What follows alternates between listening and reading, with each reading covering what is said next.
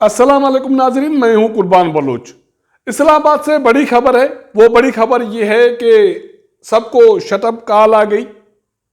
25 मार्च तक इस्लामाबाद में कोई सियासी कारकुन नहीं आएगा।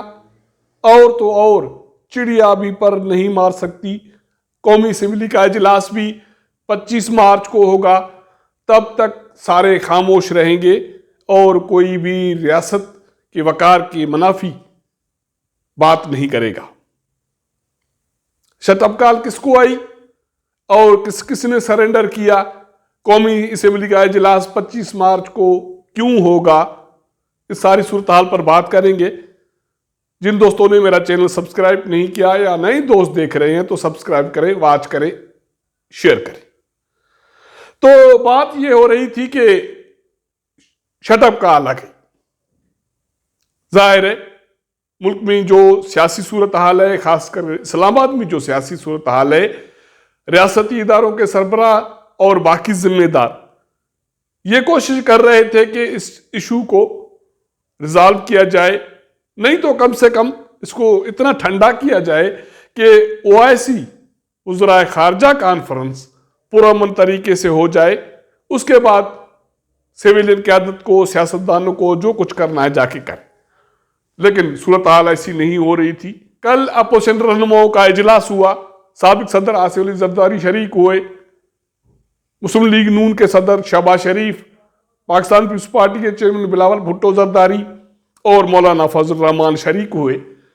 उसके बाद तीन रहनुमाओं ने एक मुश्तरका प्रेस कॉन्फ्रेंस की, जिसमें बिलावल भुट्टो जरदारी साहब थोड़ा गुस्से में थे, जज्बाती थे। उन्होंने यह धमकी दी कि अगर स्पीकर असद कैसर ने 21 मार्च को कौमी असम्बली का इजलास नहीं बुलाया और अगर बुलाया तो उसमें वज़ीर आज़म इमरान खान के खिलाफ अदम इत्मीनाद की तहरीक पेश नहीं की गई तो हम असम्बली के ऐवान में धरना देंगे और यह धरना उस वक्त तक जारी रहेगा जब तक हमें इंसाफ नहीं मिलता। अपोजिशन लीडर शहबाज शरीफ ने उसकी तौसीक की। मौलाना फजल रहमान बहुत खुश हो रहे थे, गदगद हो रहे थे कि काम तो बन गया।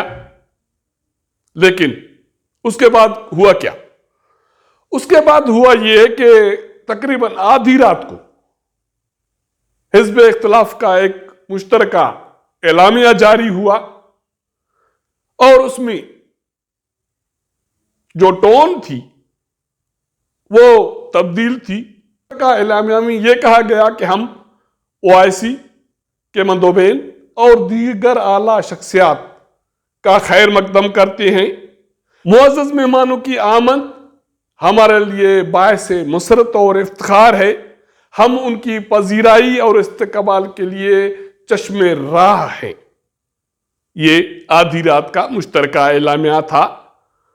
ज़राए कहते हैं कि जब अपोजिशन के तीन बड़े रहनुमाओं ने, अपोजिशन लीडर शहबाज शरीफ, बिलावल भुट्टो जरदारी, मौलाना फजल रहमान ने प्रेस कॉन्फ्रेंस की, जिसमें यह धमकी दे दी गई थी कि 21 मार्च को कौमी असम्बली का जो इजलास होना चाहिए अपोजिशन की रिक्वेजिशन पर, अगर उसमें वज़ीर आज़म इमरान खान के खिलाफ अदम इत्मीनाद की तहरीक पेश नहीं की गई, उसमें कोई रुकावट डाली गई तो हम धरना देंगे और ऐवान से उस वक्त तक नहीं उठेंगे जब तक हमें इंसाफ नहीं मिलता।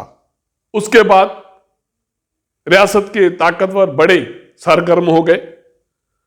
उन्होंने फोन घुमाए और अपोजिशन को समझाया गया कि ये पैगाम वज़ीर आज़म इमरान खान को दे चुके कि हम गैर जानबदार हैं, ये सियासी अमल है, उसको खुद फेस करो। लेकिन आपको भी समझा देते हैं कि रियासत के वकार के मुनाफी कोई कदम बर्दाश्त नहीं किया जाएगा। जो ऐलान किया गया उसकी वजाहत करें, जिसके रोशनी में आधी रात को मुश्तरका एलामिया जारी हुआ। उसमें ना सिर्फ OIC के मंदोबेन और आला शख्सियात का खैर मकदम किया गया, लेकिन सियासी कारकुनों को यह हिदायत की गई कि 25 मार्च से पहले कोई इस्लामाबाद ना आए।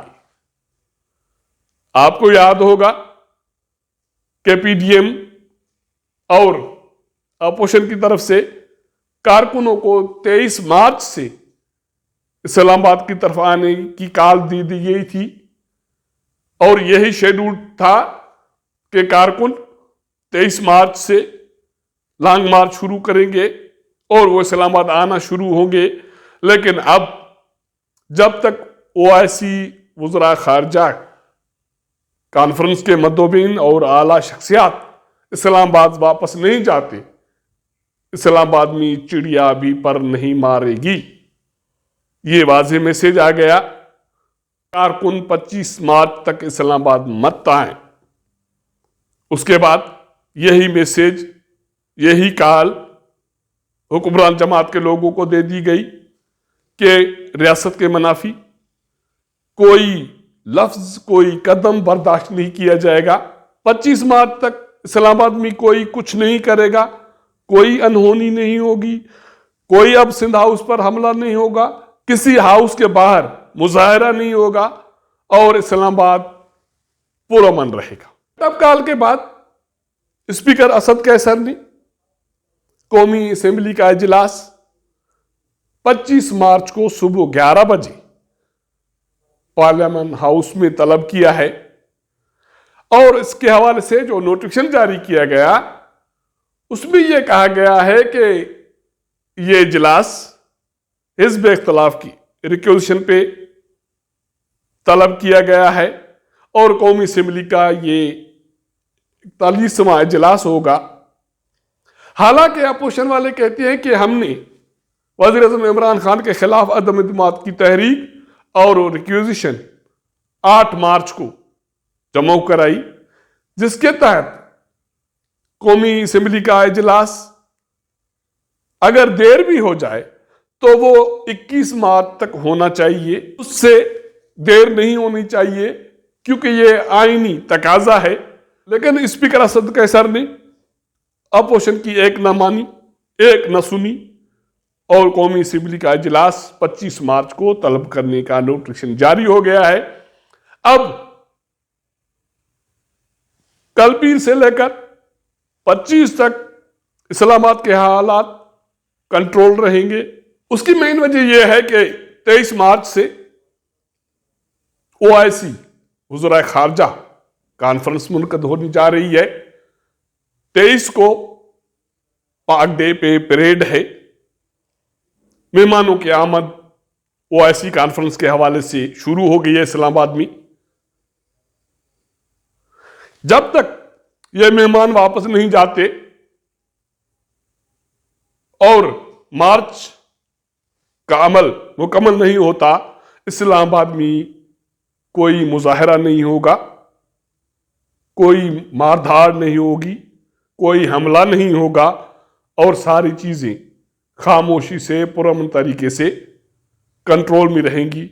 उसके बाद जिसको जो करना है कर ले।